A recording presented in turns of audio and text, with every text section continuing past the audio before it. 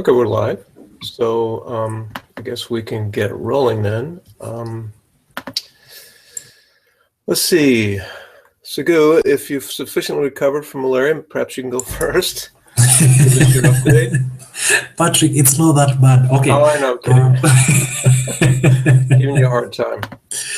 All right. So over the weekend, I was struggling with an issue on MedPlus. And I ultimately decided, this is actually a blocker kind of, I decided to go with the features, with doing feature tests. It was easier to test cookies from the features. Capybara actually gives you some access to the cookies, so it was a little easier for me. I tried doing it on the controller, and I'm having some issues which are posted to your Slack. Yeah, so you can just check that out. I can't really get the cookies when I'm trying to do that in the controller. And the device is making it all complicated when you have a custom controller. I see. Yeah. Yeah. So I can't post to that particular path. It will tell me that the path is not found. Got it. Okay. Yeah. So Capybara gives you access to detect the presence of cookies? Yes. For Capybara, I managed to do that. If you check on the work in progress pull requests that I've opened them. Oh, okay. Yes, I can at least check the cookies. Oh, good. Do you? Yeah, from Capybara. Is your controller test in that work in progress PR as well? No, it's not there. No, it's not there. It will cause all sorts of failures, so I haven't pushed it up yet. Oh, okay. Yeah. Okay. Yeah. Well, if you can get it working in feature tests, that's fine. We don't need to do it in controller. So we don't need to kill ourselves with the controller test. Don't need to kill ourselves. All right. No need to kill ourselves. Okay. Best not to kill ourselves. Okay. So and for the work in progress, it should be passing. I don't know why it's not passing. Maybe it's one of the. I don't know why the work in progress should be passing, because in my machine it's okay. Oh, I see. So there's one CI test failing on you that works locally but doesn't work in CI? Is that what you're saying? Yes. Yeah. Okay. I'll take a look at that.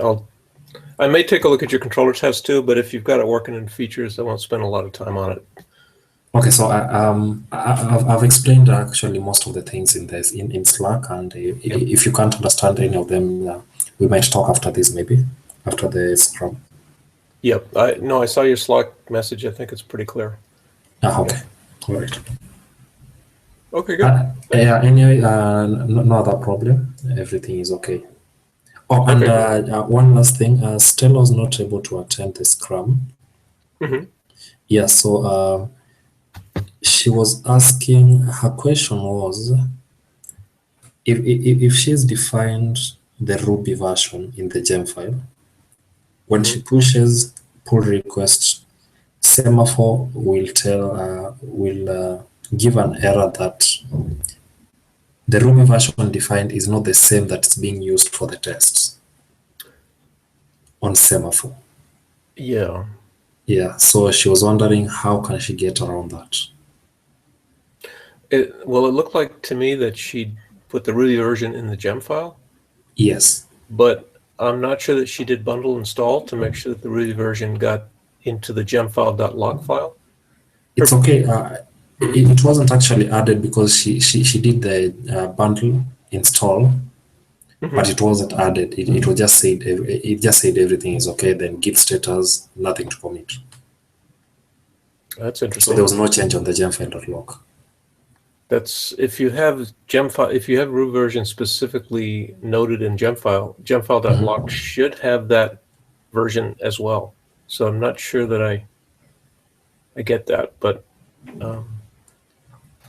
yeah, I'll look at it again. Take another look at it. All right. Okay. Yeah. Okay. Okay. Thank you. All right. Thanks, Sagu. All right.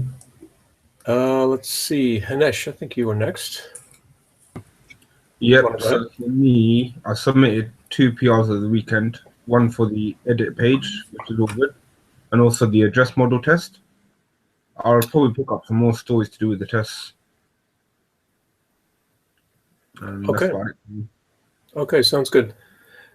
So I ended a bunch of stories yesterday, probably around 10, regarding testing, because we're still at only 92% test coverage. Okay. So there's plenty of stories to pick from there. Okay, perfect. And some of them are ones and some of them are twos. I didn't bother with voting on a team. I just took a shot at. Most of them I put as one, but you may find them a little bit more complex than a one. But anyway, there's stories. Yeah. Okay, great. Thank you. Sigil, how about yourself? Hi. Hello. I have been working on the Wiki profile pages. So recently I was learning jQuery, and so my work was based on styling, improving the styling of the page and adding some jQuery tweaks in here and there. So I updated the nav bar, so made it sticky, and so basically it sticks to the top when we slide down. Initially it's placed below the user profile section, pointing the contribution stats and the course details. And when the user slides, then it sticks to the top so that he can navigate between the course details and the contribution stats. And also this thing gets added, the name of the user gets added to the nav bar, so that the person should not get confused. What is this, for what the course details are and for what the contribution statistics are for this particular user. And then I worked on, what did I work on? Okay. I was so lost in describing that I forgot what did I improve. It happens to all of us. And I added the sliding effect, CSS animation. Sorry, jQuery animation. That's about it. Okay. I didn't think we were using jQuery in the project, so that was all straight JavaScript. I didn't know React actually uses jQuery some places. Yes, we do. Okay, good. All right, thank you. For myself, I've been working on Met Plus. I did a bunch of reviews. I merged a couple PRs, Hanesh's PRs over the weekend. Created a bunch of stories for testing, like I mentioned. On the SHF project, I submitted a couple PRs which were merged. Today on Met Plus, I've been uploading images that Laura's put together for the UI redesign. I've got more images to go. She's just submitted a few more about an hour ago. I did look at Stella's issue, but she's still struggling with that. I'll look at it again. We had a client meeting as well about an hour and a half ago with Chet, and we went over what we've accomplished. I showed him the home page, the About Us page, the contact page, the profile view, the new and improved nav bar, etc. So he liked what he saw, and I told him we're continuing to work on the UI redesign. So what Laura's done, as you've seen, is she's created mock-ups, which I'm posting to the wiki, and after they're posted, she's going to actually create stories to implement those. So you guys will see stories coming through for those, which would be good. On WikiAd, I started on a story that I had taken having to do with the campaigns that you may want to assign to a particular course. They should be listed in time-ordered fashion, with the most recent at the top. So made a little progress on that, and that was about it. So I did want to ask the people who've been working on MetPlus if they'd be available for a team meeting. Hugh would like to have a team meeting. Hugh was the original originator of the project. Okay. And he'd like to have a team meeting sort of midday Eastern Standard Time sometime this week. That'd be about 15:30 UTC. Who that, Jao? Sorry, Sigu? Who wants the meeting? Hua? Who wants the meeting? Is it Jao? Yeah, Jao. I say Hua, and you think I'm saying who. I say Jao. We'll say Jao then. I think there's 13 different ways where people are pronouncing his name. But let's call it Jao. JP. Sam calls him JP for that reason. Yeah, I think JP is safer. JP is safer. Yeah. That time would be too early for me. Oh, I was wondering about that. Yeah, because I work. So. What time? How about, it's 15:30 UTC. Would a half hour later work for you, Ganesh? No, I finish work at 5:30, get home for about 6:37. Okay. Okay. Yeah, which is about. Okay. Yeah. Hmm. We could do a weekend if he's up for a weekend. Yeah, I'll bring that up with him. Yeah, because weekend I'm See if fine. I'm free on the weekend anyway. Okay. Okay. How about you, Sagu? Would you be available maybe on a weekend or maybe sometime during the week? I'll be available. I've tried converting that UTC to my local time. I'm not yet successful. 15:30 UTC local time. 8:30 p.m. 15:30 UTC. So what's your time zone there relative to UTC? East African time.